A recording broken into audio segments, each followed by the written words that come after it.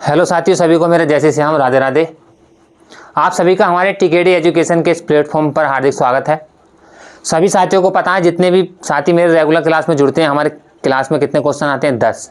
देखो साथियों, मैं हर क्लास में मेरा यही सीधा उद्देश्य है, छोटी क्लास रहे लेकिन जितने भी ऑल इंडिया वनडे एग्जाम हैं सभी में क्वेश्चन फंसते जाएँ, है ना। ये ना कि लंबी क्लास, छोटी क्लास रहेगी साथियों, लेकिन जो फंसने वाले क्वेश्चन है वही आप सभी के बीच में लाने का सीधा हमारा उद्देश्य है। और कितने क्वेश्चन रहते हैं? 10। कोई भी भारत का वनडे एग्जाम उठाओगे तुम, फंसने सेलेक्टेड क्वेश्चन ही आप सभी के बीच में लाने का हमारा उद्देश्य है, बिल्कुल। और लास्ट तक बने रहना है साथियों, 10 क्वेश्चनों तक। मैं हर प्रैक्टिस सेट में क्वेश्चनों की धार और प्रारूप में बहुत बड़ा इंप्रूव लेकर आ रहा हूँ आप सभी के बीच में।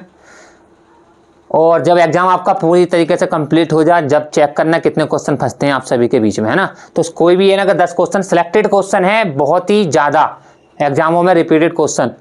ठीक है, चलते हैं साथियों आज के पहले क्वेश्चन की तरफ। हमारे पहला क्वेश्चन है साथियों हमारा, श्री गुरु रामदास जी अंतर्राष्ट्रीय हवाई अड्डा कहाँ है? श्री गुरु रामदास जी अंतर्राष्ट्रीय हवाई अड्डा कहाँ है या किस राज्य में स्थित है?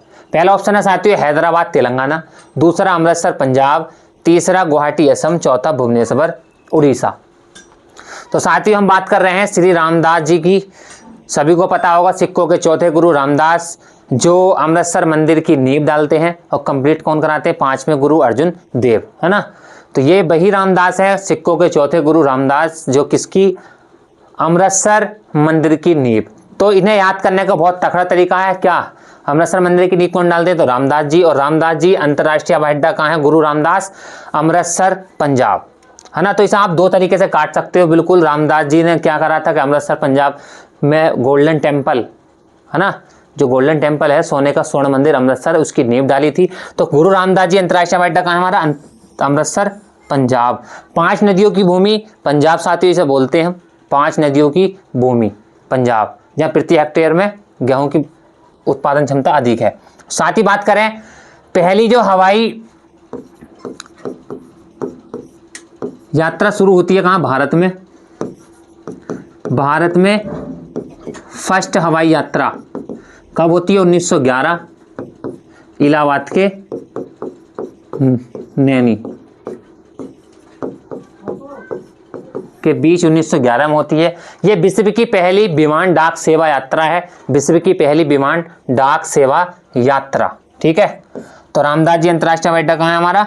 अमृतसर पंजाब में है। साथ ही बात करें हैदराबाद तेलंगाना, सभी को पता है हैदराबाद किस नदी के किनारे पड़ता है? हमारे मूसी नदी के किनारे। ठीक है, हैदराबाद तेलंगाना राज्य है, जो कब बनता? 2014 में। तो तेलंगाना हैदराबाद के अंदर कौन सा हमारा? राजीव गांधी अंतर्राष्ट्रीय हवाई अड्डा।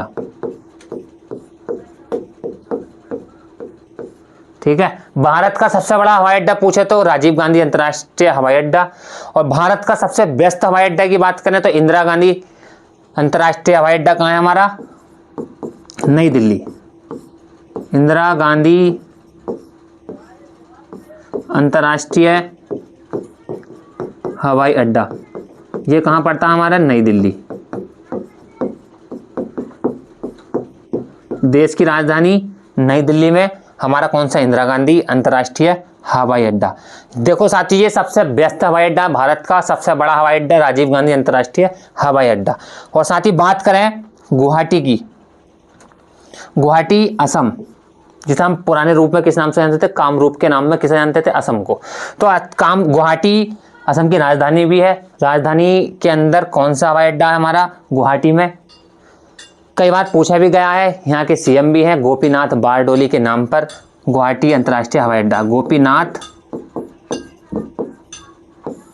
बारडोली अंतर्राष्ट्रीय हवाई अड्डा। ठीक है, गोपीनाथ बारडोली अंतर्राष्ट्रीय हवाई अड्डा कहाँ पड़ता हमारा? गुवाहाटी असम में। भुवनेश्वर उड़ीसा, राजधानी भी है उड़ीसा की भुवनेश्वर। तो यहाँ की राजधानी के अंदर जो कौन सा अंतर्राष्ट्रीय हवाई अड्डा स्थित है? बीजू पटनायक। बीजू पटनायक अंतर्राष्ट्रीय हवाई अड्डा।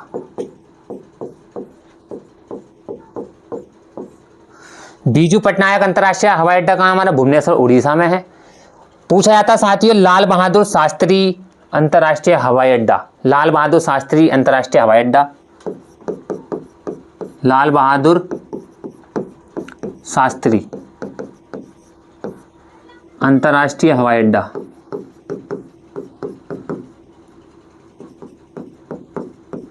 बनारस, अस्सी घाट की नगरी बनारस, भारत माता मंदिर भी कहाँ पड़ता है? बनारस। तो बनारस के अंदर कौन सा हमारा लाल बहादुर शास्त्री अंतर्राष्ट्रीय हवाई अड्डा है।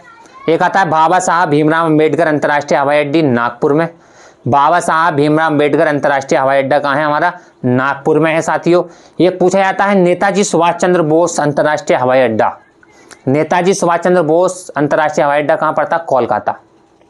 ठीक है, लाल बहादुर शास्त्री हो गए। क्वेश्चन आता है सबसे ज्यादा अंतर्राष्ट्रीय हवाई अड्डा किस राज्य में स्थित है? सर्वाधिक अंतर्राष्ट्रीय हवाई अड्डा किस राज्य में स्थित है? तो उत्तर प्रदेश। कितने साथियों? 5। चौधरी चरण सिंह अंतर्राष्ट्रीय हवाई अड्डा कहाँ है हमारे? चौधरी चरण सिंह अंतर्राष्ट्रीय हवाई अड्डा लखनऊ में है, क्या मोसी जहाँ एक जगह पड़ती है मोसी अंतर्राष्ट्रीय हवाई अड्डा, या चौधरी चरण सिंह हवाई अड्डा कहाँ है हमारे? लखनऊ में है। जेवर अंतर्राष्ट्रीय हवाई अड्डा ये नोएडा का है ना, जो नोएडा में बना है गौतम बुद्ध नगर में। जेवर अंतर्राष्ट्रीय हवाई अड्डा नोएडा। तो सर्वाधिक 5 अंतर्राष्ट्रीय हवाई अड्डा सर्वाधिक किस राज्य में है? तो अपने उत्तर प्रदेश में है। ठीक है साथियों, आगे चलते हैं नेक्स्ट क्वेश्चन की तरफ। अगला क्वेश्चन है हमारा राष्ट्रीय जलमार्ग संख्या 2 कहां से कहां तक है या कहां से कहां तक जोड़ता है? NW1 नेशनल वाटर मार्ग, NW1 राष्ट्रीय जलमार्ग 1 2 3 4 5। तो राष्ट्रीय जलमार्ग 2 की बात पूछी गई है, कहां से कहां तक है साथियों? NW1 कहां से कहां तक हमारा? प्रयागराज से हल्दिया तक है। राष्ट्रीय जलमार्ग संख्या 2 NW2 कहां से कहां तक है? तो सदिया से धुबरी। सदिया से धुबरी, सदिया पड़ती है कहां साथियों? हमारे असम में। असम और इन नदियों के नाम पर पूछा भी गया सबसे बड़ा पुल भुवन हजारिका सेतु पुल जो है असम में पड़ता है ना, सदिया डुबला नदी। तो दूसरा सदिया से धुबरी पूछी गई है। दूसरा राष्ट्रीय जलमार्ग कहां से कहां तक है हमारा? तो सदिया से धुबरी है। ठीक है, पहला NW1 प्रयागराज से हल्दिया है साथियों। दूसरा राष्ट्रीय जलमार्ग 2 कहां से कहां तक है हमारा? सदिया से धुबरी। तीसरा कोल्लम से कोट्टापुरम, ये तीसरा है हमारा NW3, और चौथा है हमारा NW4। तो ये तो है जो पूछे जाते हैं, इनकी एग्जाम में पूछी जाती है लेंथ, कितने किलोमीटर लंबे हैं। सर्वाधिक लंबा राष्ट्रीय जलमार्ग कौन सा है हमारा? सबसे पहला पूछ लेगा तो सबसे पहला भी कौन सा? प्रयागराज से हल्दिया। और सबसे लंबा साथियों सभी बताएंगे कितने तरीके से क्वेश्चन पूछे जाते हैं इसमें। NW1 की लंबाई पूछ लेगा, इनकी लंबाई से क्वेश्चन पूछे जाते हैं। 1620 किलोमीटर हमारा पहला है और सबसे पुराना भी। सबसे पहला राष्ट्रीय जलमार्ग प्रयागराज से हल्दिया या इलाहाबाद से हल्दिया, जिसकी लंबाई है 1620 किलोमीटर। ठीक है साथियों, दूसरे वाले की पूछ लेगा तो 891 किलोमीटर। तीसरे वाले की हमारे 205 किलोमीटर। चौथे वाले की है हमारी 1095 किलोमीटर। ठीक है, तो राष्ट्रीय जलमार्ग संख्या 2 सदिया से धुबरी, ये सभी को याद है। इनके नाम ज़्यादातर बच्चों और साथियों के याद रहते हैं, लेकिन ये घुमाकर एग्जामिनर का एक तरीका है। इसमें किससे क्वेश्चन पूछ रहा है? लंबाई से। सबसे पुराना NW1 प्रयागराज से हल्दिया। अब ये ना पूछ लेगा भारत का सबसे पुराना राष्ट्रीय जलमार्ग या सबसे पहला राष्ट्रीय जलमार्ग की कुल लंबाई कितने किलोमीटर है? तो 1620। चारों की पूछ लेगा। पहला देखो, ज़्यादातर पहला एग्जाम में पहला पूछा जाता था, तो बच्चों का क्या था? पहला याद कर लिया, सबसे पुराना, है ना। अब वो पुराने को छोड़कर बीच में से किसी का भी पूछ लेगा और हाइट पूछ लेगा, मतलब हाइट नहीं, लेंथ कितने किलोमीटर लंबा है।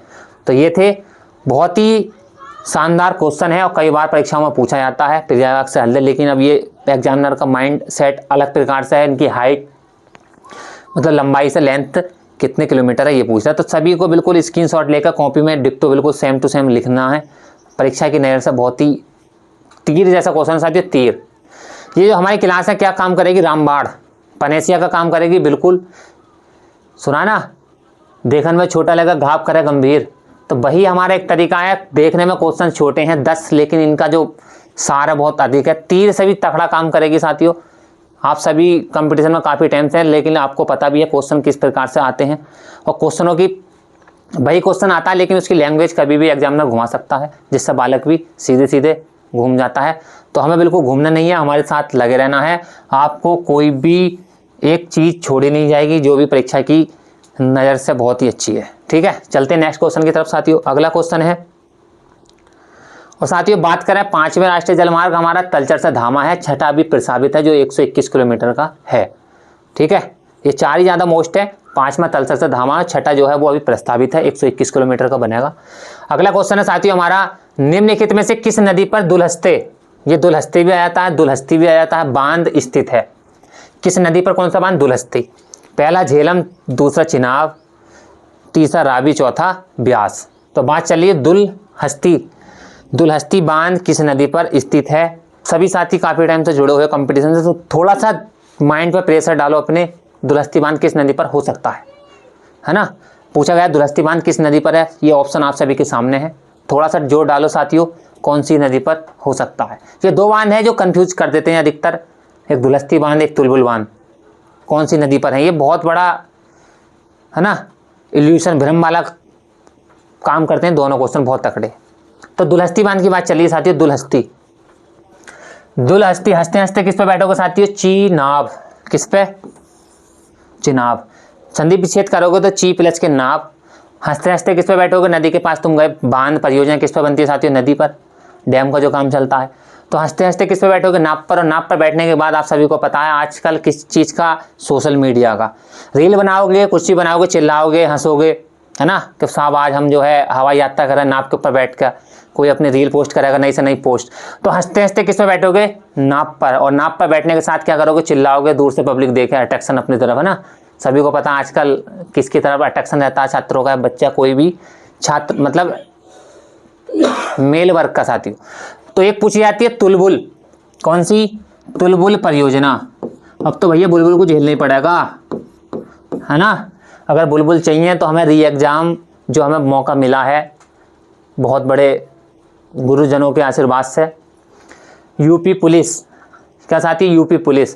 तो जिसकी भी बुलबुल है भैया, बुलबुल को अब झेलना पड़ेगा जब तक का री एग्ज़ाम की डेट कंफर्म होगी, उसके बाद तुम्हारी तैयारी जो चल रही है, एक सीट पक्की करनी है। तो बुलबुल को समझाओ अपनी, ज़्यादातर समय किसकी तरफ लगाना, तुम अपने पेपर की तरफ, अपनी पढ़ाई पर ध्यान देना। तो तुलबुल से बुलबुल, बुलबुल को भैया झेलना पड़ेगा जब तक अब तुम्हारा वर्दी का सपना पूरा नहीं होगा। पहले वर्दी का सपना, फिर बाद में तुम्हारी तुलबुल, बुलबुल का सपना पूरा। तो तुलबुल परियोजना पूछी जाती है, किस नदी पर है साथियों? तो झेलम, झेलना पड़ेगा भैया। तो झेलना पड़ेगा तो तुलबुल या बुलबुल। याद करने का तरीका है साथियों, किसी माध्यम से तुम अपने माइंड में सेट कर सकते हो कि बुलबुल झेल, तो झेलम, और चिनाब दुलहस्ती, हंसते हंसते किस पर? चुनाव पर। साथियों आगे बात करें रावी नदी पर, रंजीत सागर बांध, रंजीत सागर बांध। ब्यास नदी पर साथियों एक ब्यास परियोजना किस पर बनाई गई है? ब्यास परियोजना, तो ब्यास नदी पर।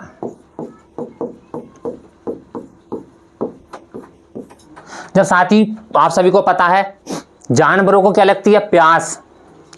प्यास बुझाएगी नदी कौन सी? ब्यास। जो नदी प्यास बुझाएगी उसे क्या बोलोगे साथियों? ब्यास। तो ब्यास परियोजना किस नदी पे हमारे? तो ब्यास नदी पर, है ना। साथी इनके नाम पूछ ले, वैदिक सभ्यता में झेलम को किस नाम से जानते थे? चिनाब को, रावी को, ब्यास को। तो परुष्णी नदी के नाम से किसे जानते थे हम? रावी नदी को। अस्कनी चिनाब, है ना, और बिपाशा ब्यास। बिपाशा ब्यास के नाम से, अस्कनी किस नाम से? चिनाब को, और परुष्णी रावी नदी को। ठीक है, चलते हैं नेक्स्ट क्वेश्चन की तरफ। अगला क्वेश्चन है हमारा, कृष्णदेवराय को किस नाम से जाना जाता था? ठीक है साथियों, कृष्णदेवराय की बात चल रही है विजयनगर साम्राज्य में, है ना। विजयनगर साम्राज्य की स्थापना करते हैं हरिहर दो बुक्का भाई 1336। तो पूछा गया है कृष्णदेवराय को किस नाम से जानते थे? पहला ऑप्शन है आंध्रभोज, दूसरा ऑप्शन है कन्नड़ राज ए राम रमण, तीसरा मोम रायरा गंडा। तो कृष्णदेवराय को साथियों हम किस नाम से जानते थे? आंध्रभोज। किस नाम से जानते थे? आंध्रभोज के नाम से। ठीक है, ये वही कृष्णदेवराय है साथियों जिसे बाबर ने जो बाबर की पुस्तक है बाबरनामा, उसमें भारत का सर्वश्रेष्ठ राजा या शासक योद्धा बताया गया है। बाबरनामा में बाबर ने कृष्णदेवराय को भारत का सबसे शक्तिशाली शासक कहा है। कृष्णदेवराय, कृष्णदेवराय को क्या बोलते थे? आंध्र भोज या अभिनव भोज। आंध्र भोज या अभिनव के नाम से किसे जानते थे हम? तो कृष्णदेवराय को। साथियों, इनकी दो पुस्तक आती हैं जो एग्जाम में कई बार पूछी गई हैं। कौन कौन सी है? कृष्णदेवराय की एक है अमुक्त माल्याद। कौन सी है? अमुक्त माल्याद। जो कौन सी भाषा में है? भाषा पूछ लेगा, तेलुगु भाषा में है। एक आती है जाम्बती कल्याणम। कौन सी साथियों? जाम्बती कल्याणम।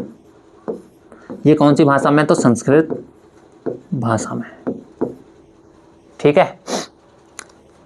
कृष्णदेवराय, आंध्र भोज या अभिनव के नाम से जानते थे हम कृष्णदेवराय को। किस वंश से हैं? तो हरिहर बुक्का द्वारा जो विजयनगर साम्राज्य सुलभ तुलुप जो जिसमें सब वंशों में बांटे गए थे उनमें से है ना।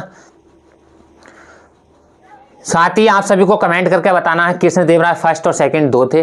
कृष्णदेवराय फर्स्ट के शासनकाल में कौन सा यात्री, विदेशी यात्री भारत पहुंचा था?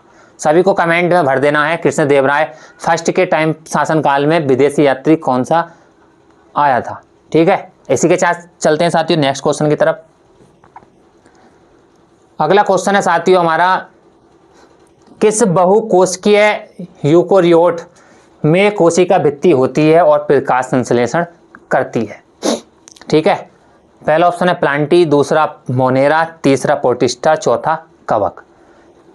मतलब कुछ एक कोश की होती हैं प्रोकैरियोट और एक होते हैं बहुकोशिकीय यूकोरियोट, और साथ ही साथ क्या करती है? इसकी कोशिका भित्ति होती है इसमें और प्रकाश संश्लेषण का काम करती है। एक बार देख लो थोड़ा सा और जल्दी से जल्दी आंसर बताओ साथियों। प्लांटी, मोनेरा, प्रोटिस्टा, कवक। ठीक है, प्लांटी का मतलब है पादप, जिसे बोलते हैं हम पादप हिंदी में ना, इंग्लिश में प्लांटी।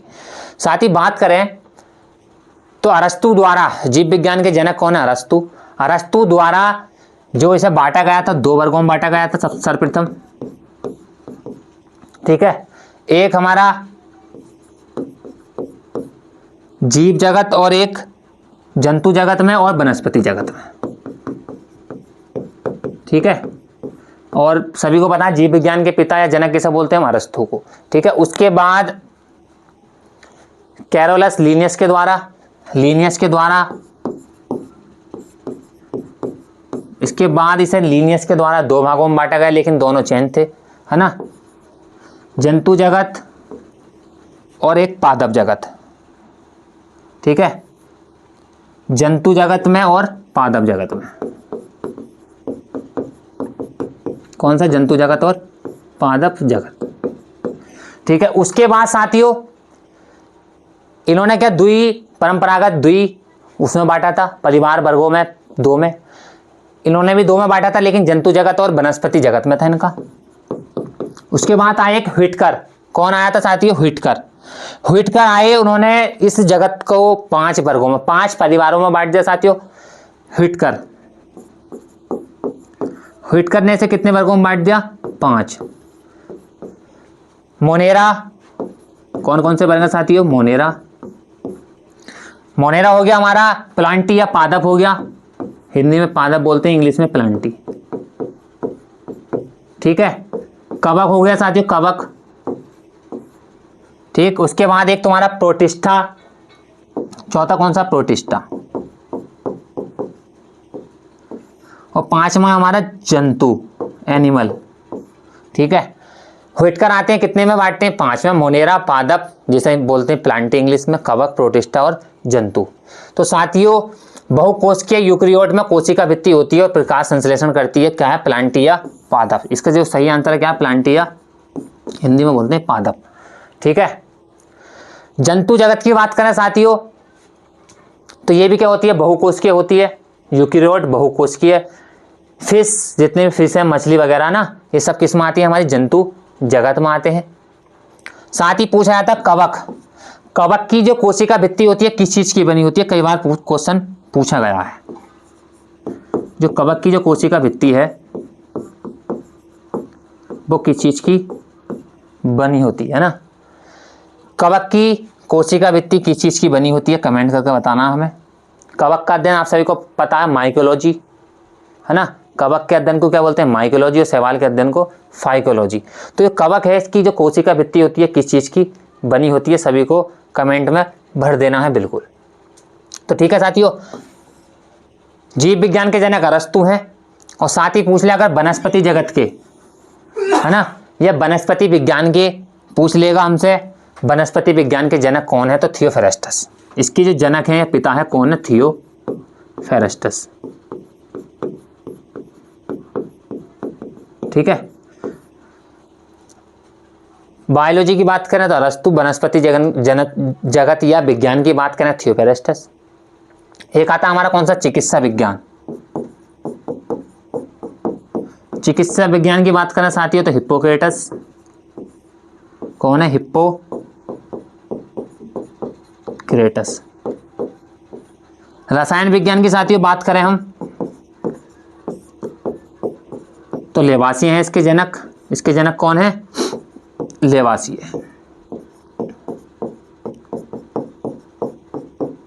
ठीक है। वनस्पति जगत के जनक थियोफेरेस्टस, जीव विज्ञान के अरस्तु हैं हमारे, और रसायन विज्ञान के कौन है, तो लेवासिए। ठीक है। इसी के साथ चलते हैं साथियों नेक्स्ट क्वेश्चन की तरफ। अगला क्वेश्चन है हमारा,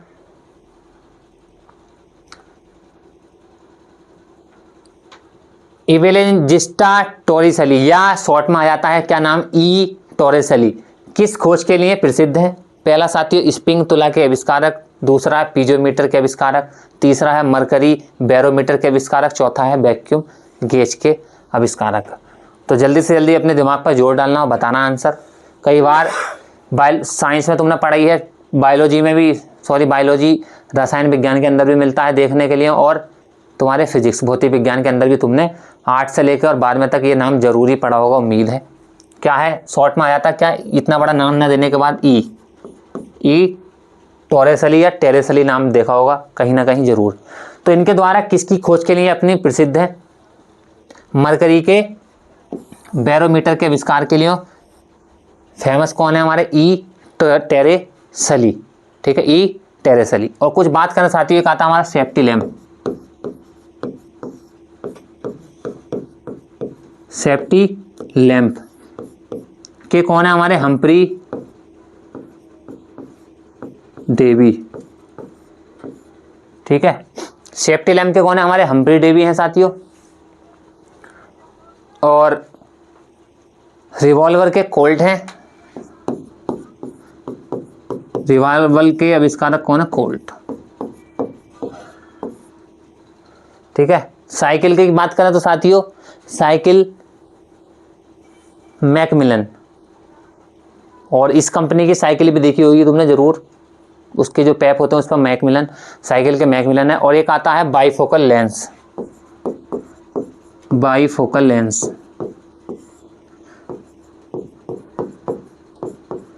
बेंजामिन फ्रैंकलिन, बेंजामिन फ्रैंकलिन। ठीक है, बाईफोकल लेंस। और सभी को पता है लेंस की क्षमता हम किसमें मापते हैं, डायोप्टर में। लेंस की क्षमता किसमें मापते हैं हम, डायोप्टर में, है ना।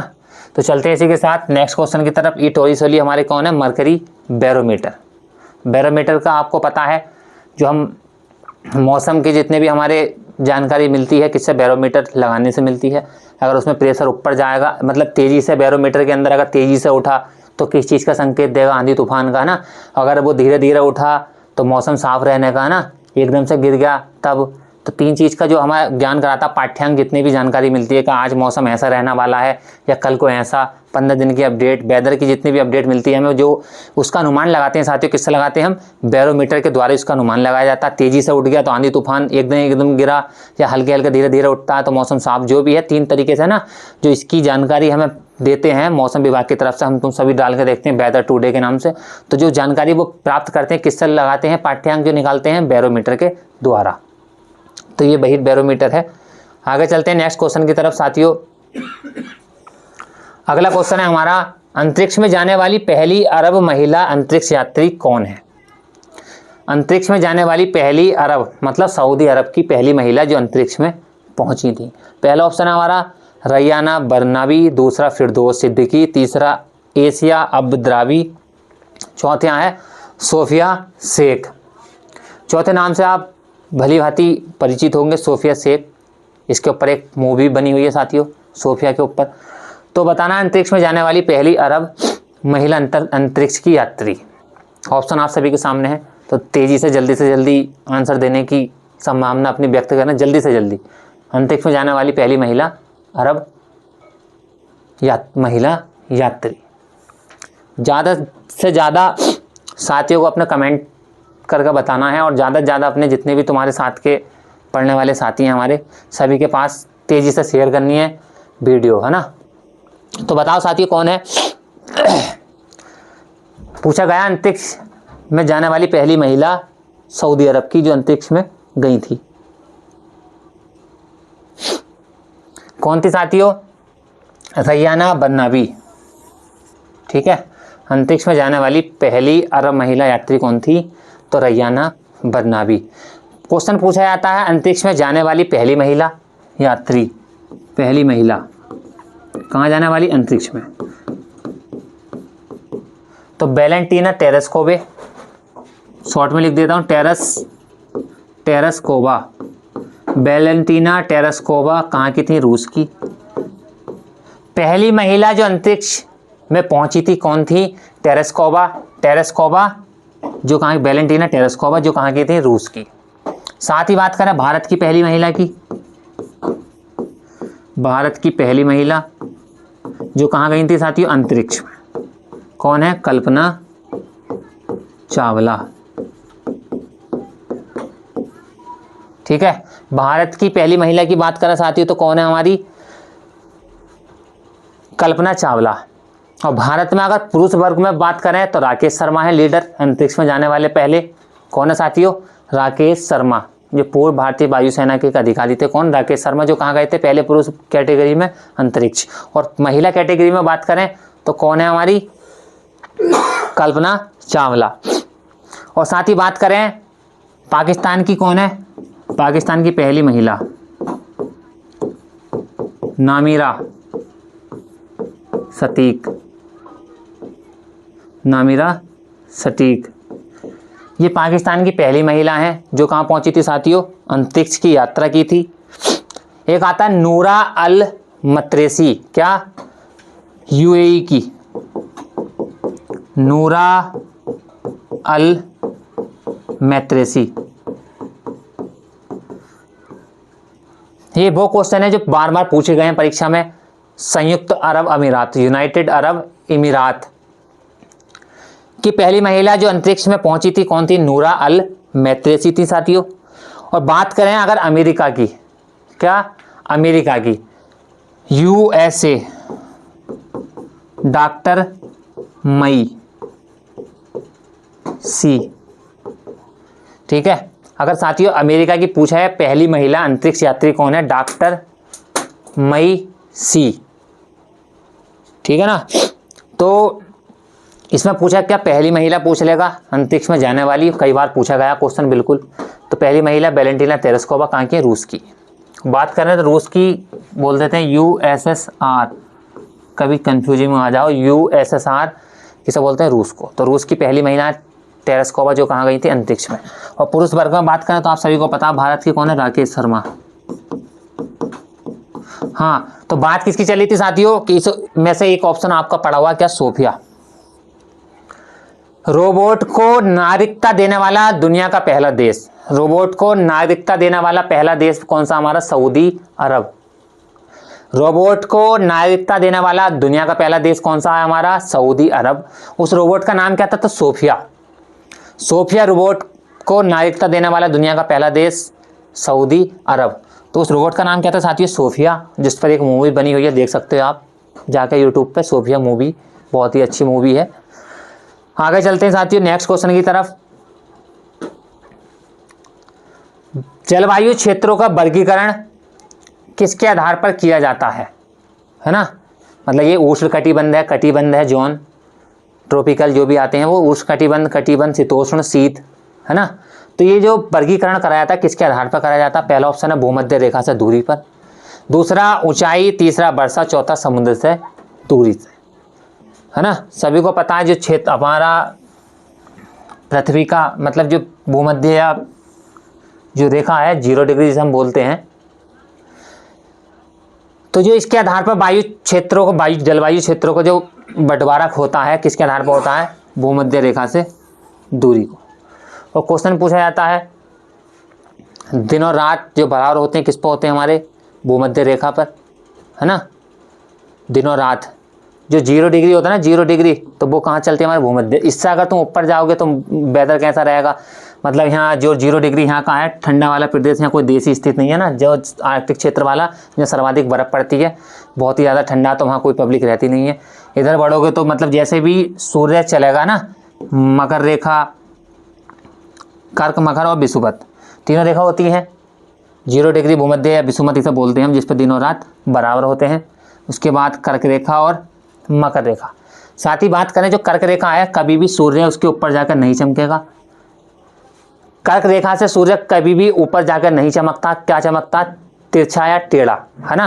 कभी सोचो जो कर्क रेखा है भारत के राज्यों से गुजर रही है, जो कर्क रेखा गुजरने वाली है, सूर्य कर्क रेखा के कभी भी कहाँ ना जाकर चमकेगा? ऊपर। कहाँ से चमकता? तिरछा, है ना। प्लस जितने भी ये दक्षिण के देश देखते हो आप, काले पीले जितने जहाँ के व्यक्ति देखते हो, नामीबिया, दक्षिण अफ्रीका, वेस्ट इंडीज, इनके काले होने का भी कारण है साथियों, इन पर सूरज की मार कितनी बार पड़ती है? 2 बार। सूर्य निकलने के बाद इसके नीचे से भी देगा तपन, जाने के बाद ऊपर से भी। लेकिन जो कर्क रेखा है हमारी, कर्क रेखा के कहाँ ना चमकता सूर्य? ऊपर जाकर तिरछा चमकता है। तो तिरछा जहाँ यहाँ वाले हिस्से में का इसकी मतलब जो हीट है वो क्या जाएगी? कम। तो कैसा क्षेत्र रहेगा? बर्फीला वाला, है ना। जो रूस है हमारा कहाँ बसा हुआ है? इधर। तो रूस सभी को पता है कैसा प्रदेश है? ठंडा प्रदेश है ना। साइबेरिया वाला जो क्षेत्र है दुनिया का कैसा क्षेत्र है? ठंडा, जहाँ सबसे ज़्यादा बर्फ़ पड़ती है, क्योंकि सूर्य कभी भी कर्क रेखा के ऊपर जाकर नहीं चमकता। कैसा चमकता? तिरछा। यहाँ से तिरछी लाइट जाएगी ऊपर। साथियों जो जितने भी कंट्री यहाँ पर बसे हुए हैं, एक बार सूर्य दिन में इनके सिर के ऊपर से जाएगा, ठीक है, फिर वापसी में आके इन्हें फिर मार देगा। तब जो यहाँ के जो जितने भी देश हैं क्या रहते हैं, यहाँ के आदमी आप देखोगे कैसे रहेंगे? काले। और सुंदर कहाँ पाए जाएंगे साथियों? जितने भी कर्क रेखा के ऊपर देश स्थित हैं वो वहाँ के जो व्यक्ति हैं कैसे पाए जाएंगे? सुंदर। रूस में आप देखोगे तो ज़्यादातर सभी लोग कैसे मिलेंगे? सुंदर, जिनकी धूप में भी आंखें छोटी छोटी टिमटिमाती है। बिल्कुल रूस के प्रधानमंत्री को देखोगे आप, छोटी छोटी, है ना। तो बात भी है एक, यहाँ के जो आदमी हैं काले होने के लिए क्रीम लगाते हैं, इतने सुंदर होते हैं बहुत ज़्यादा, है ना। तो एक आई थी बात भी कि यहाँ के जो आदमी इतने सुंदर मिलेंगे तुम्हें, काले होने के लिए भी क्या क्रीम का इस्तेमाल करते हैं। और जगह देखोगे तो वो सुंदर होने के। तो इनके जो मार है सूर्य की मार के कारण ये काले। अगर भारत की बात करें साथियों हम, तो कर्क रेखा कितने राज्यों से जाती है? 8 से। यहाँ जब तुम्हें पता है सूर्य जो है कर्क रेखा के कभी भी कहाँ ना चमकता? ऊपर। कहाँ चमकेगा? नीचे, तिरछा। तो भारत के जितने उत्तर वाला हिस्सा है हमारा, क्या? जम्मू कश्मीर, हिमाचल और उत्तराखंड और अपना यूपी तक थोड़ी तेज जाएगी तिरछा चमकेगा, थोड़ा ज़्यादा हीट जाएगा। तो संभावित जून के आसपास में ज़्यादा गर्मी रहती है। जम्मू कश्मीर में कम सूर्य की जो किरणें कैसी पड़ेंगी? तिरछी, ना कि सीधे सीधे। तो जम्मू कश्मीर का आप सभी व्यक्तियों को देखोगे, महिला या किसी को भी, तो कैसे मिलेंगे? सुंदर। हिमाचल में यहाँ भी ठंडा है, उत्तराखंड यहाँ भी, है ना। तो और जितने भी बाकी दक्षिण के हैं हमारे, तेलंगाना, तमिलनाडु, आंध्र प्रदेश, यहाँ के व्यक्ति कैसे हैं? काले। तो यही कारण है सूर्य कभी भी कहाँ ना चमकता? कर्क रेखा के ऊपर, बल्कि कहाँ चमकेगा? तिरछा चमकेगा। ठीक है साथियों। कर्क रेखा का सबसे बड़ा दिन पूछे 21 जून, और मकर रेखा का पूछे तो 22 दिसंबर। ठीक है। साथ ही कमेंट करके बताना दिन और रात कब बराबर होते हैं? दिन और रात कब बराबर होते हैं? 2 तिथि होती हैं, दोनों में दिन और रात कब बराबर होते हैं? आगे चलते हैं नेक्स्ट क्वेश्चन की तरफ। अगला क्वेश्चन है साथियों हमारा, अदिति अशोक किस खेल से संबंधित हैं? क्या पूछा गया है? अदिति अशोक किस खेल से संबंधित हैं? पहला ऑप्शन हमारा टेनिस, दूसरा निशानेबाजी, तीसरा शतरंज, चौथा गोल्फ। अदिति अशोक किस खेल से संबंधित हैं? टेनिस, निशानेबाजी, शतरंज, गोल्फ। तो अदिति अशोक की बात करें साथियों, किस खेल से संबंधित है? गोल्फ। ठीक है, जो खेलते हैं स्टिक से, गोल्फ। जो एक बहुत बड़े खिलाड़ी हैं, टाइगर वुड्स का नाम सुना होगा आपने, टाइगर वुड्स बहुत बड़े गोल्फर हैं दुनिया के। तो वही गोल्फ से संबंधित कौन है? हमारे अदिति अशोक। कुछ बड़े नाम और हैं जो किससे संबंधित हैं? गोल्फ के मतलब खिलाड़ी हैं। एक है दीक्षा डागर, दीक्षा डागर हैं। एक तबेसा मलिक हैं, ये भी किससे खेल से संबंधित है साथियों? गोल्फ खिलाड़ी हैं भारत के। अगर बात करें शतरंज के खिलाड़ियों की तो डी गुकेश, सभी को पता है डी गुकेश। देखो शतरंज जो खेल की उत्पत्ति हुई है किस देश से हुई है साथियों? तो भारत से। और शतरंज किस देश का राष्ट्रीय खेल है? तो रूस का। शतरंज की उत्पत्ति मानी गई है किस देश से मानी गई है? अपने भारत। डी गुकेश हैं, विश्वनाथ आनंद हैं।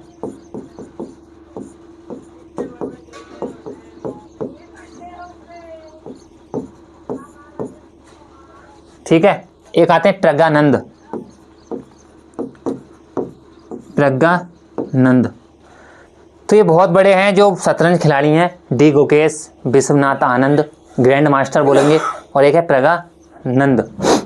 ठीक है साथियों, प्रज्ञानंद हो गए हमारे, विश्वनाथ आनंद, डी गुकेश, एक और है नाम रमेश बाबू। बहुत सारे हैं लेकिन महत्वपूर्ण याद रखने हमें कौन कौन से? एक रमेश बाबू।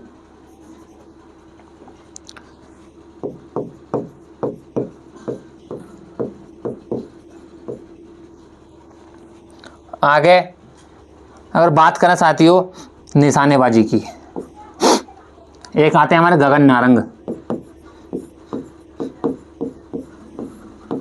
जसपाल राणा, राज्यवर्धन राठौर,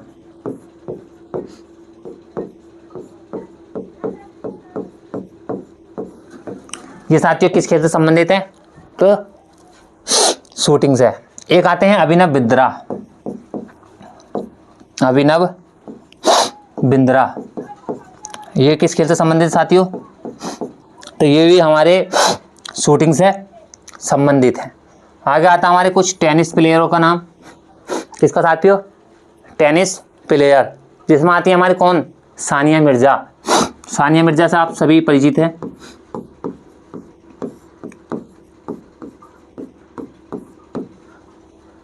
सानिया मिर्जा की एक आत्मकथा भी आती है, ऑग्नेट्स ऑट्स करके साथियों, है ना, ऑग्नेट्स ऑट्स। और हमारे हैं एक रोहन बोपन्ना, महेश भूपति और लिएंडर पेस। महेश भूपति, रोहन बोपन्ना, ये किस खेल से संबंधित है साथियों? तो ये टेनिस है। क्रिकेट का आप सभी को पता होगा। महिला में बात करें, स्मृति मंदाना है, मिताली राज हैं, है ना, बहुत सारी महिला क्रिकेटर जिन्हें आप जानते होंगे, हरमनप्रीत कौर हैं, अभी कंटिन्यू खेली रही हैं। मिताली राज ने साथियों क्या ले लिया? इन्होंने संन्यास ले लिया मिताली राज ने। विराट कोहली, रोहित शर्मा, है ना, सुरेश रैना, महेंद्र सिंह धोनी, इन सभी को जानते हो। तो आजकल क्या है, जो करंटली खिलाड़ी खेल रहा है और अच्छा प्रदर्शन करके आया, कहीं से गोल्डन मेडल, है ना, कोई सी भी बड़ी लीग जीतता है, तो एग्जामिनर उससे ही संबंधित करंट में कोई क्वेश्चन पूछ लेता है ना। जैसे आप सभी को पता है, मतलब उत्तर प्रदेश की जो धावक हैं, कमेंट करके नाम बताना है, जिन्होंने रेस में मेडल लाई थी, है ना। और बहुत सारे कुश्ती में हैं, जैसे बहुत सारी प्लेयर, साक्षी मलिक हैं, और फोगोट फैमिली को आप सभी जानते हो, दिनेश फोगोट जितनी है, बबीता फोगोट जो कुश्ती में मेडल लाई थी। तो इनसे संबंधित खेल का नाम पूछ लेगा, या इनसे संबंधित ये किस राज्य से संबंधित है साथी, ये पूछ लेगा, है ना। इसके माता पिता के नाम से पूछ लेता है, भाई के नाम से, जो भी कुछ महत्वपूर्ण होती है उससे संबंधित पूछता है, बिल्कुल, जिसका आजकल एग्जामिनर का यही माइंड सेट है, बिल्कुल। तो अदिति अशोक का याद रखना, किस खेल से संबंधित है? गोल्फ। आगे चलते हैं नेक्स्ट क्वेश्चन की तरफ। नेक्स्ट क्वेश्चन है साथियों, निम्नलिखित में से किनके द्वारा 1857 की क्रांति की शुरुआत की गई थी? जब 1857 की क्रांति होती है 10 मई 1857, है ना, की शुरुआत किसके द्वारा की गई? बागान श्रमिक, किसान, जमींदार और सिपाही। आप सभी को पता 1857 की क्रांति चलने का क्या कारण था साथियों? रिवॉल्वर का कारण था, है ना। उस टाइम पे जो बंदूकें चलती थी वो दूसरी थी, उसके बाद उन्हें चेंज करा गया, हिंदुओं के लिए गाय की चर्बी और मुसलमानों के लिए सूअर की चर्बी, है ना। बेस ब्राउन एक बंदूक थी, उसकी जगह जो है एनफील्ड करके एक बंदूक चलाई गई। उसका कारतूस फाड़ने के लिए या मतलब काटने के लिए मुंह का इस्तेमाल होता था, तो उन मुंह के लिए उन्हें पता था हिंदुओं की जो पवित्र मानी जाता है कि गाय, तो उसे गाय की चर्बी लगाई गई, मुसलमानों के लिए सूअर की चर्बी। तो उससे चिढ़ने के बाद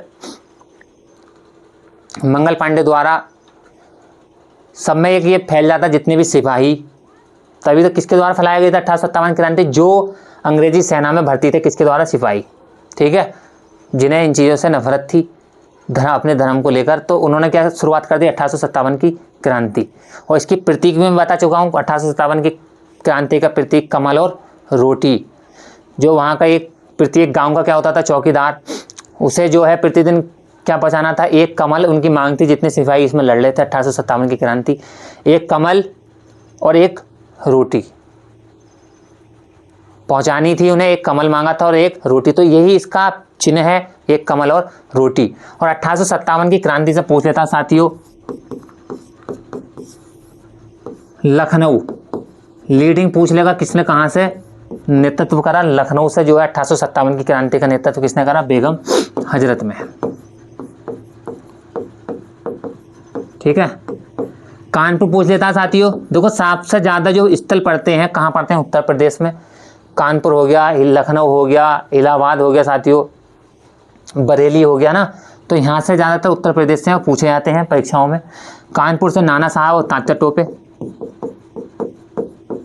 और तात्या टोपे। तात्या टोपे का नाम पूछा जाता है रामचंद्र पांडुरंग, और नाना साहब को बोलते हैं हम क्या? धुंध पंत। और बेगम हजरत का पूछ लेता साथियों, मोहम्मदी खातून। क्या है इनका पुराना नाम? मोहम्मदी खातून। काठमांडू में जाकर इनकी मृत्यु होती है साथियों, काठमांडू में जाकर घेर कर मारी जाती हैं बेगम हजरत महल। और कानपुर से नाना साहब और तात्या टोपे। इलाहाबाद से पूछ ले साथियों, या प्रयागराज? लियाकत अली। झांसी का पता ही आपको, रानी लक्ष्मीबाई। दिल्ली से हमारे बहादुर शाह जफर द्वितीय, बहादुर शाह जफर सेकंड दिल्ली से। और प्रतीक चिन्ह कमल और रोटी, ठीक है, कमल और एक रोटी, इसका क्या था? प्रतीक चिन्ह था। इसका जो तोपखाने का कार्यालय बनाया गया था, एक कार्यालय कहाँ था इसका? शिमला में था साथियों, और एक कार्यालय कहाँ था इसका? मेरठ में। और पूछ लेगा 1857 की क्रांति के समय लॉर्ड, तो लॉर्ड कैनिंग के टाइम पे क्या होती है? 1857 की क्रांति। कारण सभी को पता क्या था? जो राइफल थी हमारी बेस ब्राउन राइफल की जगह, इसकी जगह क्या चेंज कर दिया था साथियों? एनफील्ड राइफल लाए थे कौन? अंग्रेज, जिसमें मैं बता चुका हूँ चर्बी, है ना। ठीक है साथियों, तो ये थे आज के हमारे 10 क्वेश्चन आप सभी के बीच में। कमेंट करके ज़रूर बताना कैसे लगे क्वेश्चनों की, जो तीर की धार थी कैसी थी हमारी। ठीक है, जय हिंद सभी को।